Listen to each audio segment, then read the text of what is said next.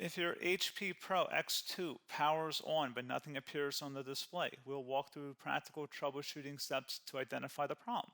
This guide covers startup repair, Windows recovery, system restoration, and command prompt fixes. A lot of errors pertain to this problem, and we're going to go ahead and jump into what should hopefully be a pretty straightforward process, guys. And we're going to go ahead and jump right into it. First thing I'd recommend doing would be to actually go ahead and boot to the troubleshooting utility on Windows 11. So if you do a hard power off 3 times in a row, Windows should automatically attempt to launch the startup repair utility. And if it doesn't find anything, it will give you the option to select advanced settings, in which case it will take you to a screen that looks like this. Now, if it does not take you to a screen that looks like this, or you're unable to get to that, you can also download the Windows 10 Media Creation Utility, or Windows 11. They probably will make a creation utility for Windows 11 at some point. And it doesn't really matter, you can actually run the Windows 10 utility on Windows 11 as far as I'm aware. And you should be able to run the troubleshooting utilities built in within it. So you just would go ahead and download it to an ISO file and then burn it to a DVD or USB. It'd have to be about 4 gigabytes or more. It couldn't be a small USB flash drive, and it couldn't be a CD. It'd have to be a DVD. And then you boot your computer from it. So depending on the computer manufacturer, you'd have to tap a different key on your keyboard in order to launch that menu, in order to select what boot drive you want to go off of. So it could be anything between the escape key, F2, F8, F12, for example, and those are the function keys on the top of your keyboard. So you may have to just do a little bit of trial and error. Shouldn't take you more than a couple minutes. Googling it would probably be best before you even begin. But anyway, we're ready to go ahead and jump right into it. So we're on the choose an option page. So these will look very similar whether you're booting from it directly within Windows itself, or if you're plugged in a USB flash drive with the media creation utility installed and you selected the recovery option. So when you are setting up your Windows 11 installation or Windows 10, depending on the drive you're using, there should be an option to repair your computer in the bottom left corner of the dialog window, one of the first screens that comes up. You go ahead and select that, and then it would take you to a troubleshooting screen like you see here. And you want to go ahead and select troubleshoot, reset your PC, or see advanced options. And then there are going to be a whole bunch of options in here that we're going to explore in today's video. The first one, we're going to actually go underneath advanced options and then select startup repair, fix problems that keep Windows from loading. So go ahead and select that first.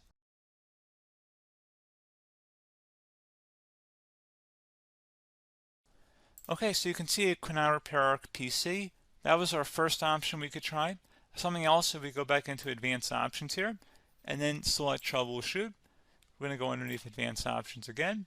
You can go ahead and actually access safe mode by selecting startup settings. And then if you select the restart button, you have the option on the screen select safe mode with networking, which will give you a key on the screen. It'll tell you which key to press to enter that. I believe it's the F7 key. It'll do that for you. I'm not going to go over that in today's tutorial because I don't really want to go into safe mode, but you're more than welcome to attempt that by going into here and then selecting restart. Again, it'll launch another screen. It'll say what key do you want to press, and it'll give you like 7 or 8 different options, and you want to select safe mode with networking. There's also an option for a command prompt too, but that's going to be something we're going to cover later in this video, and we don't even have to go through that in order to access it. So that's why I'm not going to really push for that, because unless you know exactly what's causing the problem, you probably don't need to go into safe mode. Unless you're trying to recover files, in which case then you definitely can go into safe mode, but we're trying to actually recover our computer here. So I hope that makes sense.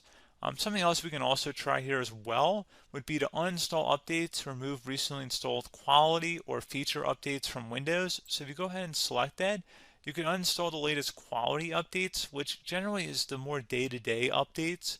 Feature updates are the less regularly released ones, like the big ones. I would equate it to service packs in like Windows 7 and Windows Vista and Windows XP. So larger updates that occur once or twice a year at most. And the quality updates are more just a regular update. So probably obviously depend, it'll take longer if you're going to try and uninstall the latest feature update versus quality update. And maybe you don't need to go back that far. So just giving you guys a couple pointers with that. Something else you can also look at here, and we're going to jump into the command prompt in a little bit, but you can select System Restore, which will use a restore point recorded on your PC to restore Windows. And this is something I would highly recommend here, guys. So select next. Assuming you have a restore point saved on your computer, you go ahead and select the most recently created one, and you'll select next, and then you'll select the drive. You shouldn't actually have to select the drive. You can scan for affected programs, but we're going to keep it all default here, and then we're going to select finish. So once started, system restore cannot be interrupted. Do you want to continue? I think we're going to select yes. I don't think we have anything better to do on our computer right now, so just give it a moment here to initialize. It will take a couple minutes to run, obviously depending on how large your hard drive is and how much is saved on the system restore point. So just give it a couple minutes here.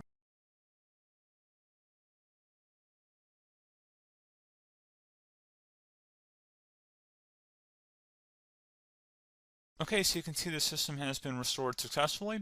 We're going to go over a couple different methods in addition to that if that did not work. So I'm just going to pause the video and we're going to start back on the recovery screen that we started with. Okay, so a couple other things we can try here too. If you go back into troubleshoot, you can select reset your PC while you choose to keep or remove your personal files and then reinstalls Windows.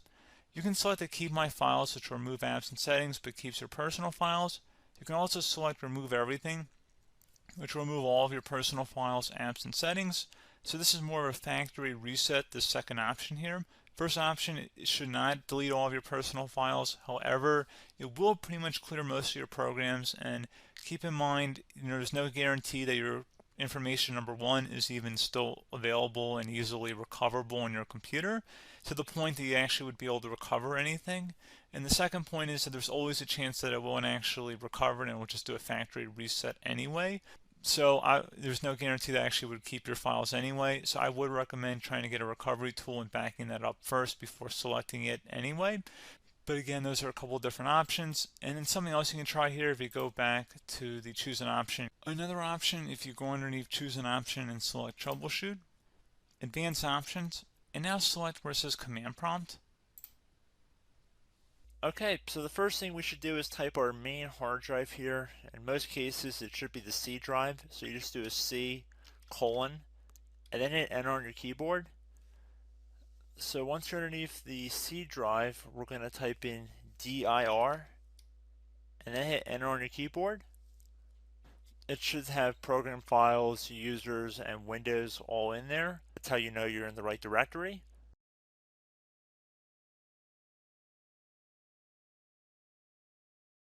In some cases, it might be the D drive as well, so just keep that in mind.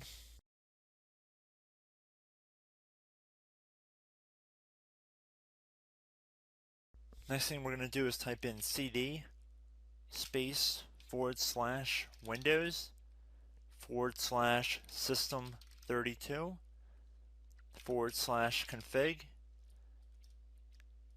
and then you're going to hit enter on your keyboard.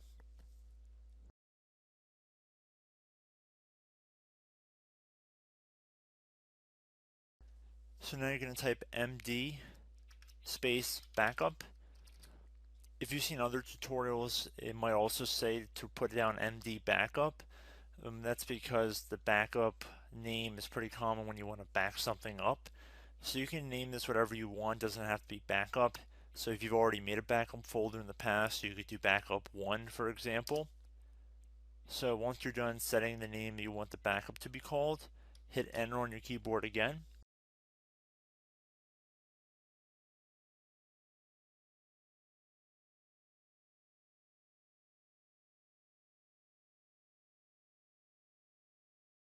At this point you want to type copy, C-O-P-Y, space, then you want to do the star symbol above the 8 key, then do a period or a dot, whatever you want to call it, then another star sign, and then another space, and then type backup, and then hit enter on your keyboard.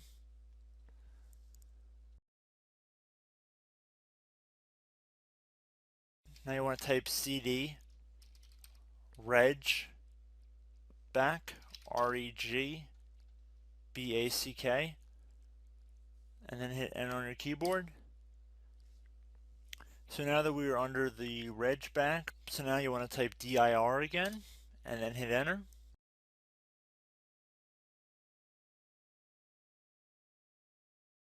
So now at this point we're going to type copy again. So copy, space, $sign, dot, another $sign, space, and then 2 dots. So we're going to type copy, space, $sign, dot, sign, $sign, dot, dot, and then hit enter on your keyboard again.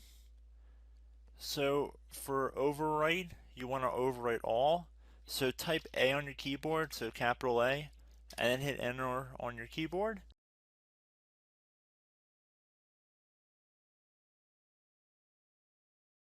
So at this point you should be good to go. You can close out of the command prompt window, and if you accidentally continue to Windows 10 you should be all set. So I hope one of these 3 or 4 different methods we went through in this tutorial helped you guys out. Again, I'm not sure if you guys heard me earlier, but try to go back into your safe mode if possible and uninstall any programs you know might be conflicting with the Windows startup if you can get into safe mode. So just keep that in mind. Something very simple like that could be blocking up everything. So again, I hope this tutorial helped you guys out, and I will catch you in the next tutorial. Goodbye.